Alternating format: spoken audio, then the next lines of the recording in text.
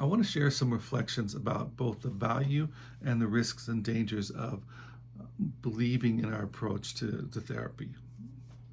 This is a conversation that I find comes up often with um, colleagues and other professionals, but in particular, it comes up frequently with students, other faculty members, and in academic settings such as conferences, which makes sense because these are places where we're engaging the literature, where we're working to critique and refine our approaches to therapy, so it's good that it's coming up in these settings. But let me talk a little bit first about the value of believing in what we do. This is very helpful for the psychotherapy process.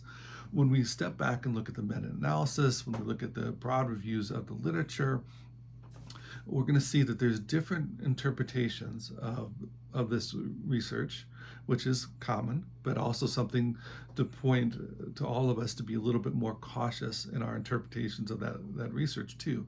But one of the interpretations of this literature is that the belief in what we do is more predictive of successful outcomes in therapy and accounts for a greater part of the variance of change than what we do. This is really quite striking, and it makes some sense when we sit back and look at it. So if we're confident in what we do, we're probably going to be better at it, more effective at it.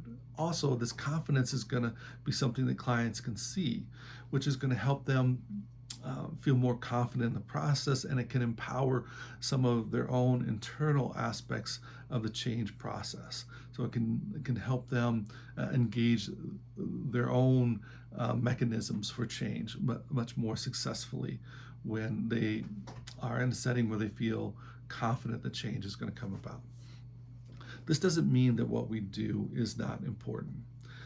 The techniques, while they do count for a very small amount of change, one thing we should look at with this, even there, it's not any specific technique that accounts for the change, the small amount of change, but that we're doing something.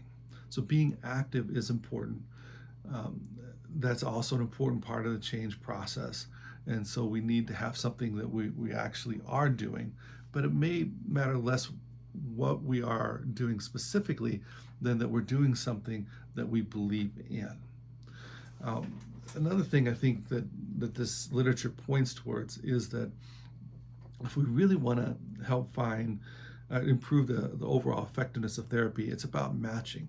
But it's not matching in the historic way that we've often looked at in our field of, well, for this diagnosis, a person with these demographics would benefit best from this type of therapy.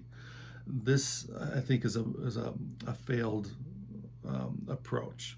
Instead, I think what we need to be looking at is how does an approach to therapy fit with the client's values, with the way of being that they're pursuing.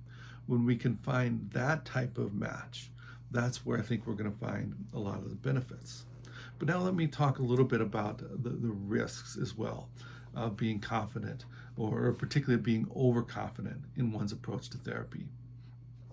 This is something where I've seen a lot of harm through the years. I've seen it from clients that have gone to therapists that were unwilling to consider that other approaches to therapy might work. I've seen it with students that are going through programs and they're told over and over again, if you don't do this approach to therapy, you're not going to be able to make it. You're not going to help your clients, all of these different things.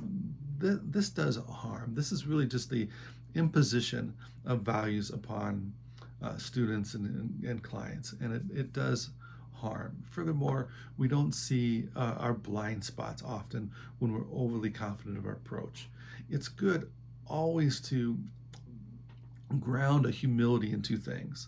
One, ground a humility in that we're always learning, growing, developing as therapists. This is critical. And two, that always looking critically at our approach and what are the limitations of it. And as well as what are the advantages of it. If we can recognize these things, we're going to be better therapists. So a similar concern is when therapists believe that they can work with any client. While it's good for us to be able to work with a broader range of clients, some of the places where I think this is particularly problematic is when trying to force a client into our approach to therapy. I've worked with clients where it became evident that the approach to therapy that I was offering was not the best fit for them, and it was not bringing about optimal change. This is not because my approach to therapy is ineffective. It works with many, many clients, but that it wasn't the right fit here. And if we can have the courage to recognize that, and then sometimes we can make those adaptations to become more effective. Other times it might be better to refer to another therapist who really does have expertise in that approach and is going to be more effective in it. So when we've got this humility there, it allows for us to recognize our limitations that both help us grow, but also help us adapt to what's going to be best with the clients. Now, I've also heard this fallacy often. This comes up all the time, and when I was a graduate student, I remember getting sucked in by some of these narratives. But every therapist can tell stories about how, or at least most therapists can tell stories about how they had clients that went to a therapist from a different orientation, maybe multiple different orientations that didn't work. They came to them, and all of a sudden therapy worked, and the client was doing much better. And the argument is, well, this proves that my approach to therapy is best. Well, I've had that experience many times. I've had many clients that have gone to cognitive behavioral, psychoanalytic, EMDR, and dialectical behavioral therapy and other types of therapy. It wasn't working for them. They came, worked with me from an existential humanistic perspective, and they started to really grow and benefit, making changes that they weren't making in these previous therapies. Does this mean that I'm a better therapist? No. Does this mean that I found the right approach to therapy for all clients, or the best approach? No. It simply means that this was the right fit for a number of clients. If we can value, as therapists, if we can value the diverse array of therapies, we are better going to be able to help the people that are suffering that come to see us. When we can respect that our approach is valuable, that it's good to be passionate about our approach, but that it's dangerous when we start to think that our approach is the only approach and the right approach, we're going to be better therapists. So I'm going to wrap up with that, but hopefully that all of you can work to find that balance. I'm still often struggling to find the right balance of that confidence in the approach to what I do, and that humility and respect for the other approaches and the value in place for them. But I think if we can be pursuing that, we're going to do a lot more to help the many suffering people that come to see us.